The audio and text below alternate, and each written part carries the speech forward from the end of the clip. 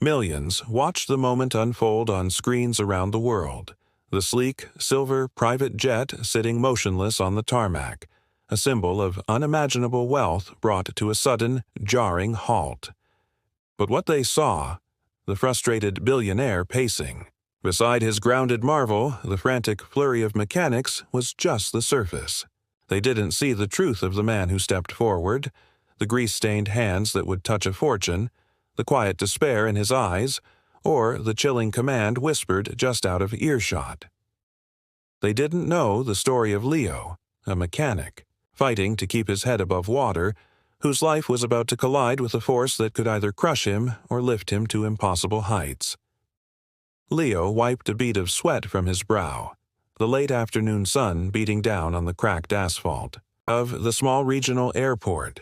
Another long day, another handful of routine oil changes and tire rotations, barely enough to cover the rent on his cramped apartment above the garage. He loved his work, the logic of engines, the satisfying click of a wrench tightening a bolt, the hum of a perfectly tuned machine. But love didn't pay the bills. Not anymore. Not in a world that seemed to increasingly value flash over substance, quick fixes over meticulous craftsmanship. He saw the younger mechanics, fresh out of trade school, eager to jump into the world of diagnostics with their fancy tablets and wireless sensors, while he still preferred the feel of the metal, the subtle vibration that told him more than any digital readout ever could. He was a dinosaur in a rapidly evolving ecosystem, and the meteor was getting closer. His daughter, Maya, was the reason he kept going. Her bright eyes, her infectious laugh, the way she'd throw her arms around his neck when he came home, smelling of oil and sweat. She deserved more than this hand-to-mouth existence. She deserved a chance at a better life, a life free from the constant worry that gnawed at him like a persistent rust spot. He pictured her, bent over her homework, her brow furrowed in concentration, and a pang of guilt shot through him. He promised her a trip to the coast, a chance to see the ocean she'd only ever seen in pictures, a promise he was struggling to keep. He sighed, running a hand through his thinning hair. The garage was quiet now, the last customer having driven. Off an hour ago, the fading rumble of their engine, a lonely sound in the stillness. He looked around the cluttered space, the tools neatly organized on pegboards, the lingering smell of gasoline and grease a familiar comfort. This was his sanctuary, his domain, but it was a crumbling one. The rent was due in 2 weeks, and he was still $1,000 short.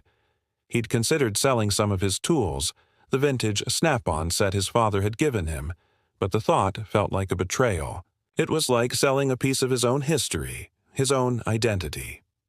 He walked over to his workbench, littered with spare parts and half-finished projects. A small framed photo sat among the chaos.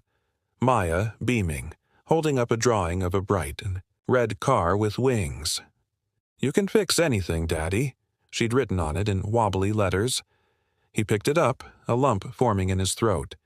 He had to fix this. He had to find a way.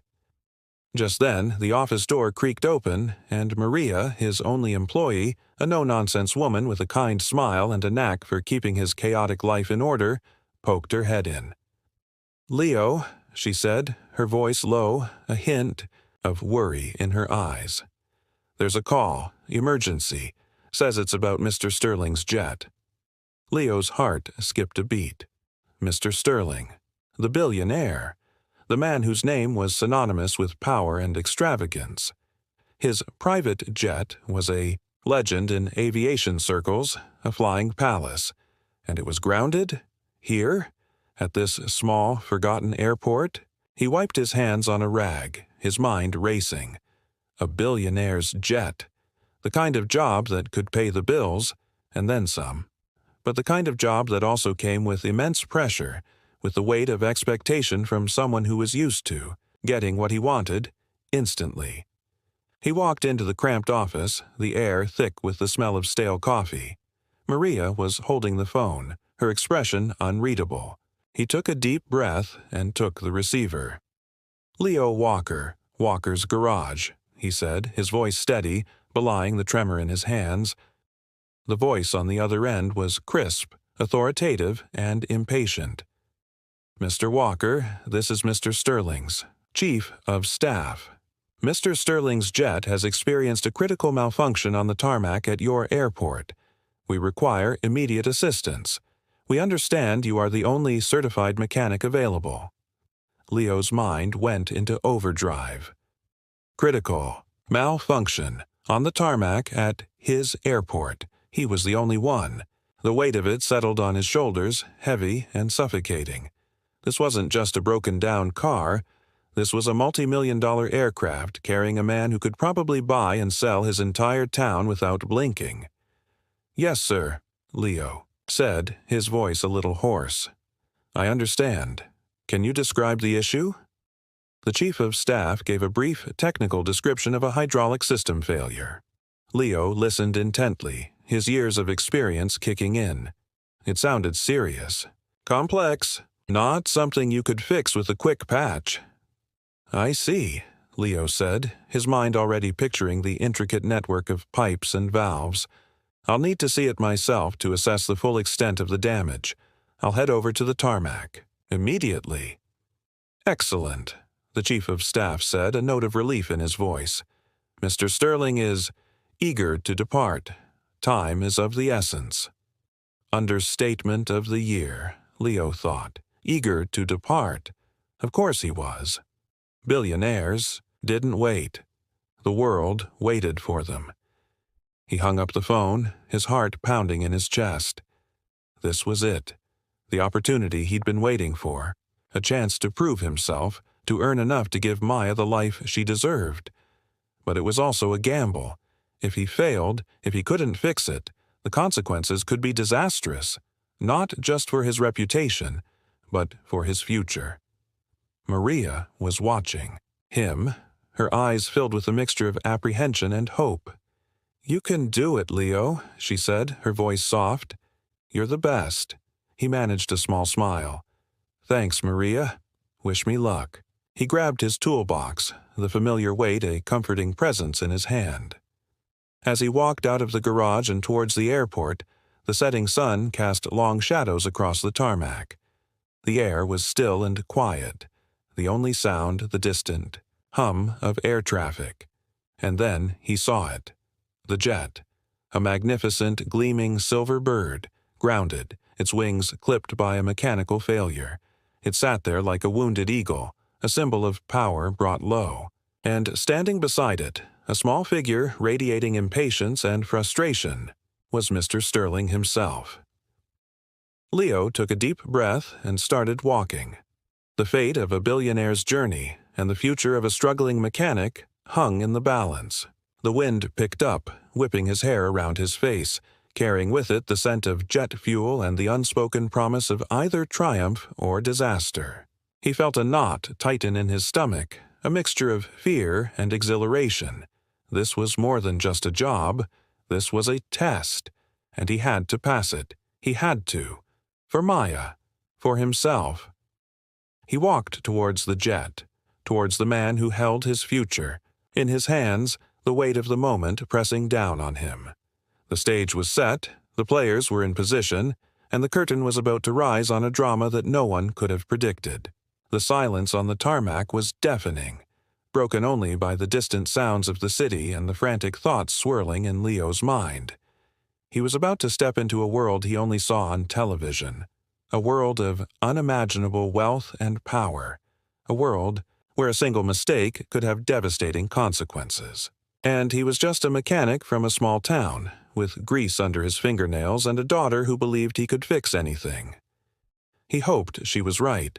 He really hoped she was right. The closer Leo got to the jet, the more imposing it seemed.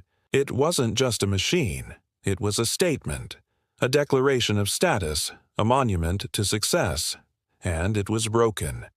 Standing beside it, his arms crossed, his face a mask of barely contained fury, was Mr. Sterling. Even from a distance, Leo could feel the intensity of the man's frustration radiating off him like heat waves from the tarmac. He was surrounded by a small entourage. The chief of staff, a couple of burly security guards, and a woman in a perfectly tailored suit who looked like she was about to spontaneously combust from stress. Leo approached cautiously, his toolbox clutched in his hand. The chief of staff, a tall, severe-looking man with a clipped British accent, stepped forward. "Mr. Walker," he said, his voice formal and clipped. "Thank you for coming so quickly." Leo nodded, his eyes on the jet. "Just doing my job, sir." Mr. Sterling turned, his gaze sharp and piercing. He was shorter than Leo had expected, but his presence filled the space around him. His eyes, the color of glacial ice, seemed to bore right through him. "You're the mechanic?" he asked, his voice low and gravelly, a voice accustomed to being obeyed without question. "Yes, sir. Leo Walker." Sterling's eyes scanned him, taking in his worn work clothes, the faint smell of oil that clung to him. Leo felt a wave of self-consciousness wash over him. He was acutely aware of the contrast between his humble appearance and the opulent surroundings. "And you believe you can fix my jet?" Sterling asked, his tone skeptical, dismissive. It wasn't a question-seeking information. It was a challenge. Leo met his gaze, his own eyes steady. He wouldn't be intimidated. Not now. Not when so much was riding on this. "I won't know until I've had a look, sir, but I'm a certified aircraft mechanic. I've worked on hydraulics before."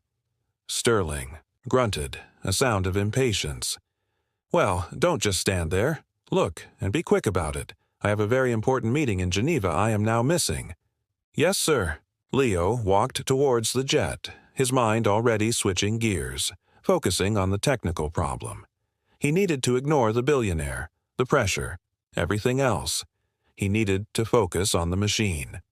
He circled the aircraft, his eyes scanning, the fuselage looking for any external signs of the problem. The chief of staff followed him, providing more details about the malfunction. It was a loss of pressure in one of the main hydraulic systems, specifically the one controlling the landing gear and flaps. A critical system. Leo opened the access panel to the hydraulic bay, the air thick with the smell of hydraulic fluid. He pulled out his flashlight, its beam cutting through the dim light. The bay was a complex maze of pipes, hoses, and valves. He began his inspection, his fingers tracing the lines, looking for leaks, kinks, or any other abnormalities. He could feel the tension radiating from the group behind him, their impatience a palpable force. He spent the next hour meticulously examining the system, his concentration absolute. He checked the pressure gauges, tested the valves, and followed the lines through the aircraft's belly. The sun began to dip below the horizon, casting long shadows across the tarmac. The air grew cooler, but Leo was oblivious to everything but the task at hand. He found it eventually. A hairline crack in a high-pressure hydraulic line near a fitting that was notoriously difficult to access. It was small, almost invisible to the naked eye, but it was enough to cause a catastrophic loss of pressure. He straightened up, wiping his hands on his pants. He turned to face Sterling, who was watching him with an impatient frown. "I've found the problem, sir," Leo said, his voice calm.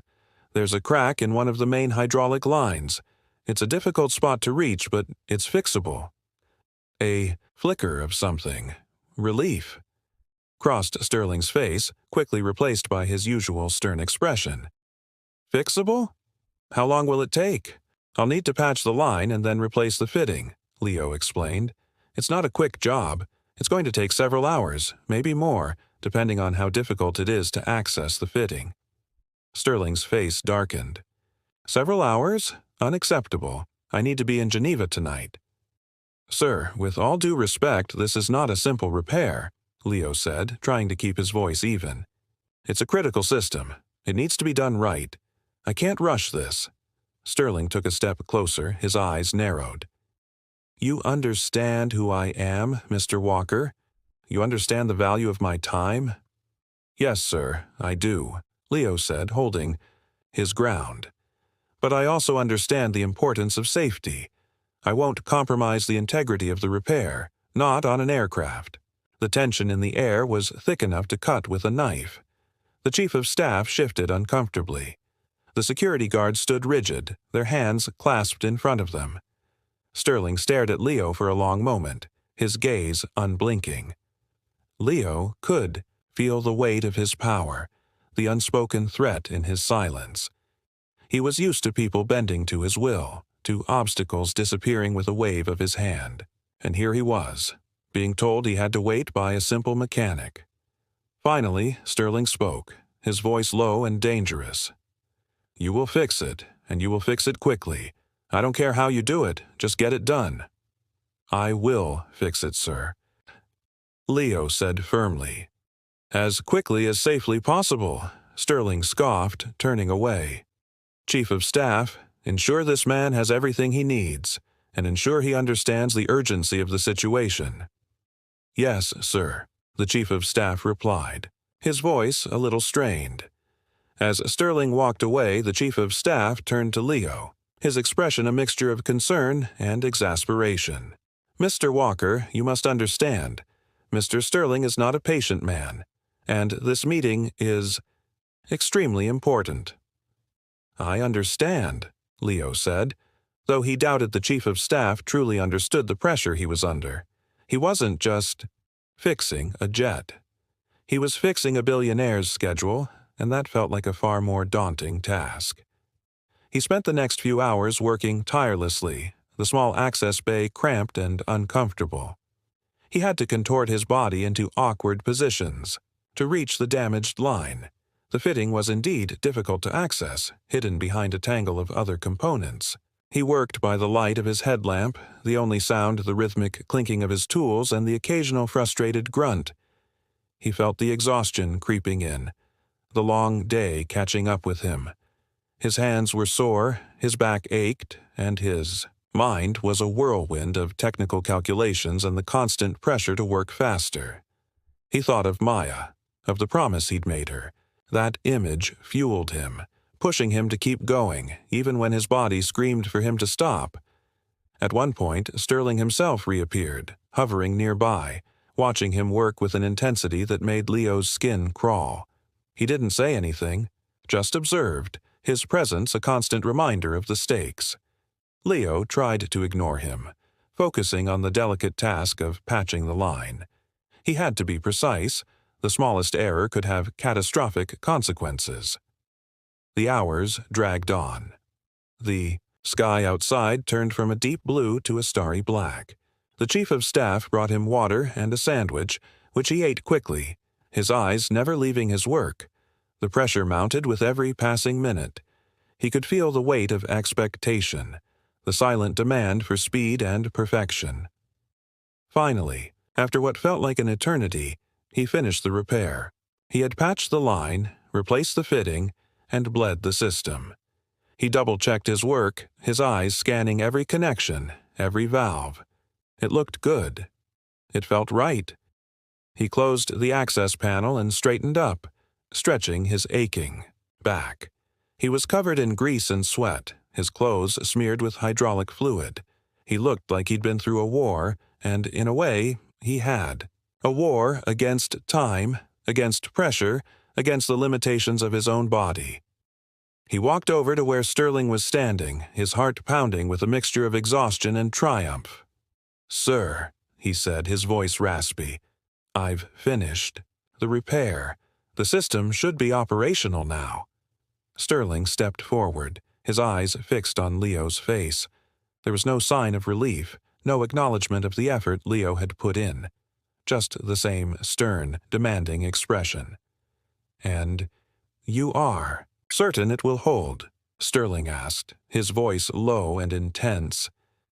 "Yes, sir," Leo said, meeting his gaze. "I'm certain. I've been doing this for a long time. I stand by my work." Sterling stared at him for a long moment, his eyes searching Leo's face. Leo held his breath, waiting. This was the moment of truth. Had he done enough? Had he met the impossible standard set by this powerful man? Then a slow smile spread across Sterling's face. It wasn't a warm smile, but it was a smile nonetheless. "Good," he said, the single word carrying the weight of 1,000 unspoken sentiments. "Excellent." Leo felt a wave of relief wash over him, so strong it almost brought him to his knees. He had done it. He had fixed the billionaire's jet. He had met the challenge. "Chief of Staff," Sterling said, turning to his aide, "prepare the jet for immediate departure and ensure Mr. Walker is compensated appropriately." "Yes, sir," the Chief of Staff replied, a hint of relief in his own voice. As the ground crew began their preparations for departure, Leo stood there, watching the scene unfold. He was exhausted, his body screaming for rest, but he felt a surge of pride. He had done something that few others could have done. He had saved a billionaire's day, and in doing so, he had potentially saved his own future. He watched as Sterling boarded the jet, the Chief of Staff and the woman in the tailored suit following closely behind. The security guards remained on the tarmac, their eyes scanning the surroundings. As the engines whined to life, a powerful roar filling the night air, Leo felt a sense of closure. It was over. He could go home. He could tell Maya that the trip to the coast was back on. But as the jet began to taxi towards the runway, something unexpected happened. Sterling appeared at the door of the aircraft, his face visible in the dim light of the cabin. He looked directly at Leo, and for a brief moment, their eyes met. There was no gratitude in Sterling's gaze, no acknowledgement of Leo's efforts. Instead, there was something else, something cold and calculating. And then, Sterling raised his hand and made a small, almost imperceptible gesture to one of the security guards standing nearby. It was a movement so subtle, so quick, that if Leo hadn't been watching closely, he would have missed it. The security guard nodded, a grim expression on his face. He turned and began walking towards Leo, his pace slow and deliberate. A chill went down Leo's spine. What was happening? What did that gesture mean? His mind raced, trying to make sense of the sudden shift in the atmosphere. The initial relief he had felt evaporated, replaced by a growing sense of dread. The security guard approached him, his eyes unreadable. He stopped a few feet away, his hand casually resting on his belt, near where a holstered weapon was visible. "Mr. Walker," the guard said, his voice flat and devoid of emotion. "Mr. Sterling has a final instruction." Leo's heart hammered against his ribs. The air suddenly felt thin, suffocating. He looked from the guard to the jet, which was now moving faster, heading towards the runway. Sterling was still visible at the door, watching. What is it?" Leo stammered, his voice barely a whisper. The guard's eyes were cold, like chips of ice. He leaned in closer, his voice dropping to a low, chilling whisper that was barely audible over the growing roar of the jet engines. "Mr. Sterling," he said, his gaze unwavering, "asked me to make sure you don't talk about this." Leo's blood ran cold. Make sure you don't talk about this? What did that mean? His mind struggled to comprehend the implication of the guard's words, the casual menace in his tone. I don't understand," Leo said, his voice trembling. The guard's expression didn't change. He simply repeated the instruction, the words hanging in the air like a dark cloud. "Mr. Sterling asked me to make sure you don't talk about this." And then, the guard reached out and placed a hand on Leo's arm. His grip was firm, unyielding. Leo looked into his eyes and saw something that sent a shiver of pure terror through him. There was no hesitation, no doubt. This man was prepared to do whatever was necessary to carry out Sterling's instruction. The jet was picking up speed now, its engines roaring, a beacon of power and wealth about to ascend into the night sky. And Leo was standing on the tarmac, a struggling mechanic, who had just fixed a billionaire's jet, suddenly faced with a chilling reality. The job wasn't over. It had just taken a terrifying turn. The silence on the tarmac was no longer peaceful. It was pregnant with unspoken threat. The stage had been set for a drama, But the final act was about to unfold in a way Leo could never have imagined. His triumph had turned into a nightmare, and the man he had helped was now posing a chilling threat. The guard's hand tightened on Leo's arm, his grip firm and unyielding.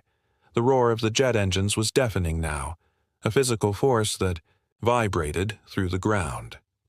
Leo's mind reeled, trying to process the guard's words, the cold, dead look in his eyes. Make sure you don't talk about this. It wasn't a request.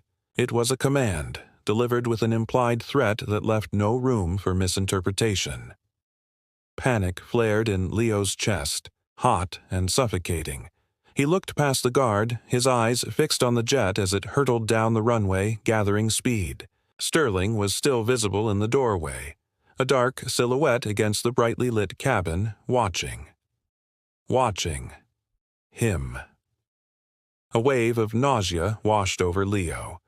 This wasn't about the repair anymore. This was something far more sinister. Let go of me, Leo said, his voice trembling, a desperate attempt to sound defiant. He tried to pull his arm away, but the guard's grip was like iron. The guard's face remained impassive. Mr. Sterling is a very private man, Mr. Walker. He doesn't like loose ends. Loose ends. The words hung in the air, heavy with menace. Leo finally understood. Sterling wasn't just worried about the details of the malfunction getting out. He was worried about Leo himself, a small-town mechanic who had seen too much, who knew too much. In Sterling's world, people like Leo were liabilities, and liabilities were dealt with. Permanently. The jet lifted off the ground, its engines screaming, climbing into the night sky. Leo watched it go, a symbol of the world he had briefly touched, the world that was now threatening to swallow him whole. The chief of staff and the woman in the tailored suit had disappeared into the airport terminal. Only the security guards remained on the tarmac, their eyes fixed on Leo. The guard holding him tightened his grip. "Come with me, Mr. Walker. We need to discuss this further." Discuss this further. Leo knew what that meant. He wasn't being taken for a chat. He was being taken somewhere he wouldn't be found. His mind flashed to Maya, her smiling face, her innocent belief in him. He couldn't let this happen. He had to get away. He looked around frantically, searching for an escape route. The tarmac was vast and empty, illuminated by the airport lights. The terminal building seemed a million miles away. The other security guards were closing in, their movements slow and deliberate, like predators cornering their prey. I haven't told anyone anything," Leo stammered, desperately trying to reason with the guard. "I just fixed the jet. That's all." The guard's grip didn't loosen. "That may be so, but Mr. Sterling is a cautious man. He prefers to be thorough." Thorough. Another word that sent a shiver of dread down Leo's spine. He knew. He couldn't talk his way out of this. He had to act. He took a deep breath, his heart pounding like a drum. He had one chance. One desperate chance. With a sudden surge of adrenaline, Leo twisted his arm, pulling free from the guard's grip. He stumbled back, his eyes darting between the guard and the open tarmac. The guard was momentarily surprised, but his reaction was swift. He lunged forward, reaching for Leo. Leo dodged to the side, his movements clumsy but fueled by pure terror. He didn't know where he was going, only that he had to get away. He ran, his feet pounding on the asphalt, the sound echoing in the stillness of the night. The security guards were right behind him, their heavy footsteps a terrifying counterpoint to his own frantic breathing. He could hear them shouting, their voices harsh and urgent.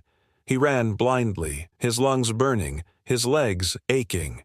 He glanced over his shoulder and saw them gaining on him. They were faster, stronger, and they were armed. He needed a plan. He couldn't just keep running in the open. He needed cover, a place to hide. His eyes scanned the tarmac, searching for anything that could offer him a moment of respite. He saw a row of parked service vehicles in the distance. A chance. A slim chance. He veered towards them, pushing himself harder, ignoring the burning in his chest. The guards were closing in, their shouts growing louder. He could almost feel their breath on his neck. He reached the vehicles, diving behind a large fuel truck. He crouched low, his body trembling, trying to catch his breath. The sound of the guards' footsteps grew louder, closer. He could hear them talking, their voices low and urgent. They were searching for him, fanning out, trying to cut off his escape. He stayed perfectly still, his heart pounding against his ribs. He was trapped, surrounded. He closed his eyes for a moment, picturing Maya's face. He had to get back to her. He had to survive this. He heard footsteps approaching his hiding spot. They were slow, deliberate. They knew he was here. He squeezed, his eyes shut, bracing himself for the inevitable. He was just a mechanic. He wasn't a fighter. He wasn't a hero. He was just a man who had gotten caught in something far bigger and more dangerous than he could have ever imagined. The footsteps stopped. He held his breath, his body rigid with fear. Silence. Then a voice, low and menacing, right beside the truck. "Come on out, Mr. Walker. Don't make this any harder than it has to be." Leo didn't move. He couldn't. He was frozen, paralyzed by fear. He heard a click, the sound of a safety being disengaged. He knew he was out of options. He couldn't hide forever. He opened his eyes and slowly, reluctantly, rose from behind the fuel truck. The guard who had been holding him was standing there, his arm extended, a handgun pointed directly at Leo's chest. His face was a mask of grim determination. The other guards were fanned out behind him, their weapons drawn. There was no escape. Leo looked at the guard, at the gun pointed at him. He thought of Maya, of the life he was about to lose. A wave of sadness, of regret, washed over him. He had just wanted to fix the jet, to earn some money, to give his daughter a better life. He had never intended for any of this to happen. "Please," Leo whispered, his voice barely audible. "Don't do this." The guard's expression didn't change. His finger tightened on the trigger. And then, from the distance, a siren, faint at first, then growing louder, closer. The guards exchanged quick glances, their expressions shifting from grim determination to surprise, then to alarm. The siren wailed, a piercing sound in the quiet night.